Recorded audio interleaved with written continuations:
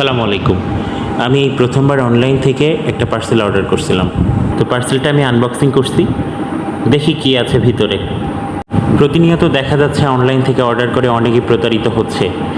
সেই ভয়ে আমি কখনো অনলাইন থেকে অর্ডার করি নাই, তবে এবার করেই ফেলছি। দেখি ভিতরে কি আছে, আপনারাও দেখুন। পার্সেল হিসাবে প্যাকেজিংটা ভালোই আছে। আমি অর্ডার করছিলাম একটা সেলফি স্টিক, তবে কোয়ালিটি মোটামুটি ভালো আছে। কোয়ালিটি হিসাবে আমার কাছে প্রাইসটা একটু বেশি মনে হয়েছে। লোকাল থেকে কিনলে হয়তো আরও কম প্রাইসে পাওয়া যেত।